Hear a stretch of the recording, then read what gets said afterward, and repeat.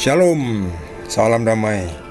Kita teruskan dengan Injil Matius bab 12 dengan judul perikop Yesus hamba Tuhan. Tetapi Yesus mengetahui maksud mereka lalu menyingkir dari sana. Banyak orang mengikuti Yesus dan ia menyembuhkan mereka semuanya. Ia dengan keras melarang mereka memberitahukan siapa dia, supaya genaplah firman yang disampaikan oleh Nabi Yesaya. Lihatlah, itu hambaku yang kupilih, yang kukasihi, yang kepadanya jiwaku berkenan. Aku akan menaruh rohku ke atasnya, dan ia akan memaklumkan hukum kepada bangsa-bangsa. Ia tidak akan berbantah dan tidak akan berteriak, dan orang tidak akan mendengar suaranya di jalan-jalan.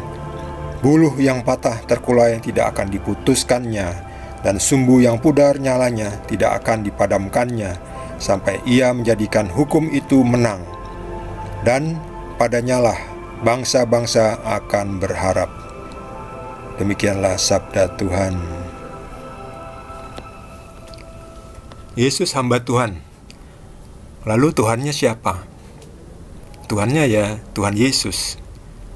Sebab Yesus adalah Tuhan yang menjadi manusia. Bapa ada di dalam Yesus. Siapa sudah melihat Yesus, sudah melihat Bapa. Bapa dan Yesus satu, sama. Tuhan, satu nilai, satu arti, satu esensi, yaitu Tuhan.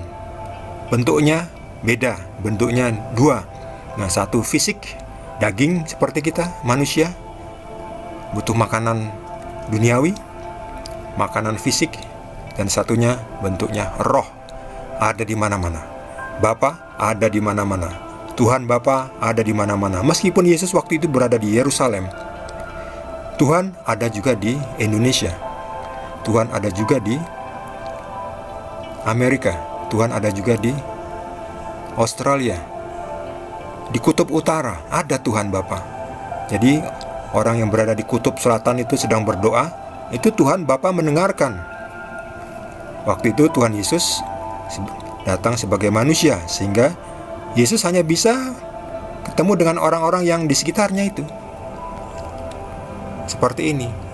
Sebab Yesus itu Tuhan versi yang dikecilkan, terbatas oleh tempat. Gak bisa kemana-mana, hanya di sini aja, sekitar sini. Yesus hanya bisa berkata-kata mengunjungi orang-orang ini, lalu pergi juga ke desa-desa lainnya. Itulah Tuhan dalam bentuk manusia. Tuhan dalam bentuk roh masih ada di surga. Loh kok dua? Bukan dua, satu. Tetapi bentuknya dua, bentuknya tiga. Roh, Bapa, dan Putra.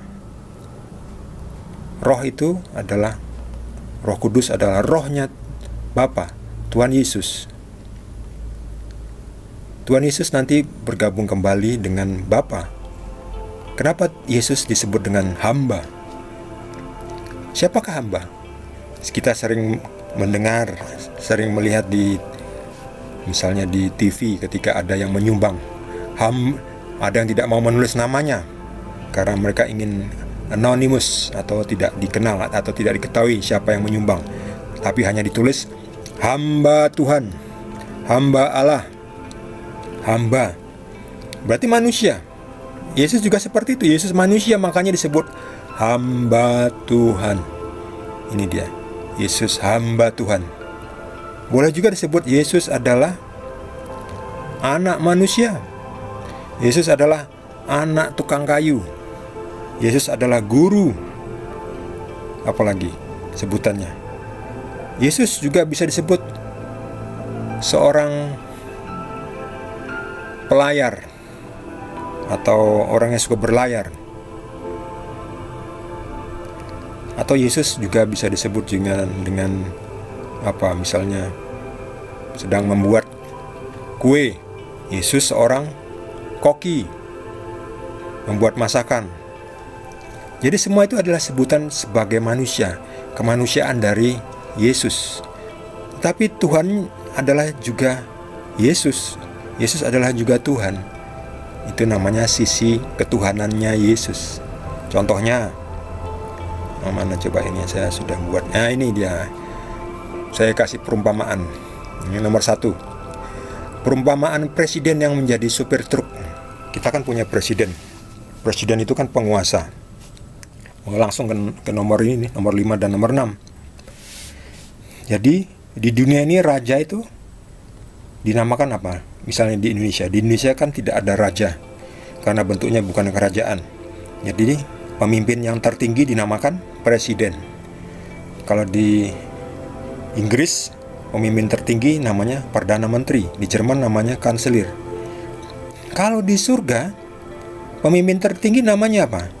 Tuhan. Kita sebut Tuhan yang punya surga. Dialah raja ini. Raja. Jadi raja di dunia ini presiden. Raja di Indonesia itu seorang presiden. Misalnya suatu saat presiden mengunjungi pabrik truk, sedang meresmikan pabrik otomotif. Lalu presiden mencoba menyetir truk. Jadilah presiden seorang supir truk. Lalu orang melihat, itu cuma supir truk. Betul. Tetapi ternyata yang nyetir juga seorang presiden. Jadi selain sebagai supir truk yang betul, supir truk karena dilihat sedang menyupir truk, jadi dia disebut supir truk. Tapi supir truk itu ternyata juga seorang presiden. Jadi apa bedanya dengan supir truk yang lain? Supir truk yang lain tetap supir truk biasa. Ya pulang setelah menyetir truk, ya pulang ke rumahnya biasa, orang biasa. Tetap supir truk. Kalau presiden setelah menyupir truk kembali ke istana negara, jadi presiden. Meskipun sedang nyupir truk, dia juga tetap seorang presiden, tapi presiden yang sedang menyupir truk karena sebagai demo, sebagai eksibisi, mencoba hasil karya pabrik itu, sebuah truk, produk truk yang baru dicoba. Wah, enak juga ternyata truknya. Ternyata memakai energi listriknya, truk dengan tenaga listrik. Demikian juga Yesus. Yesus itu adalah juga Tuhan, tapi juga dinamakan hamba Tuhan. Karena Yesus menjadi manusia. Menjadi manusia, Yesus disebut hamba. Kita semua ini hamba, sama seperti Anda, seperti saya. Kita ini hamba Tuhan. Yesus juga sebagai manusia disebut hamba Tuhan.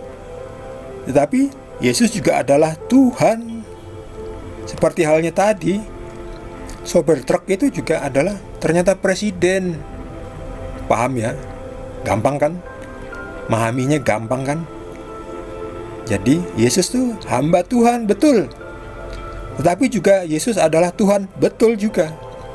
Saya cuma hamba Tuhan. Saya bukan Tuhan, tapi saya anak Tuhan. Itu dia. Menjadi hamba artinya merendahkan diri, melayani. Yesus ini kan melayani. Dia datang dari desa ke desa, mengajar yang baik, bukan mengajar untuk menjadi teroris. Jadi mengajar yang baik, memberitahukan kasihilah musuhmu, bukan ngajar yang nggak baik. Jangan bergaul sama si itu orangnya kafir, bukan begitu, jangan gitu. Yesus mengajar yang baik. Yesus mengajar yang baik. Jadi guru yang baik itu ya Tuhan Yesus itu, melayani. Jadi hasilnya murid-muridnya jadi orang yang ini, yang baik, yang beradab. Beda kalau diajari suruh membenci ya, diajari menghancurkan, diajari menjadi teroris, ya itu jadinya teroris.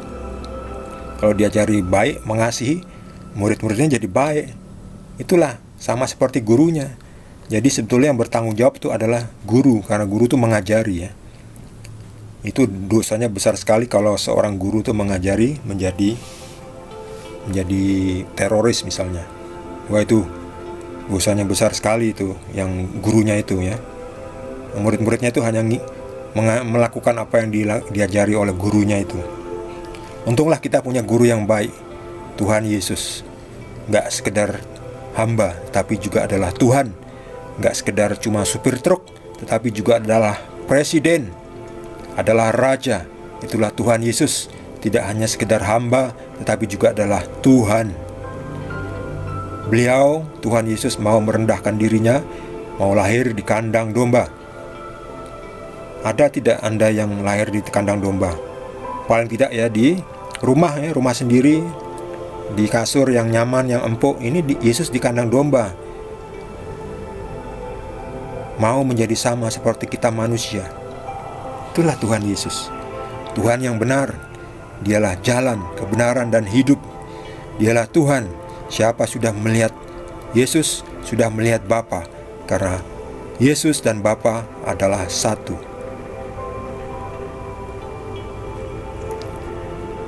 Bagi saudara yang mendapatkan tambahan penjelasan dari Tuhan Yesus, boleh juga berbagi dengan kita semua.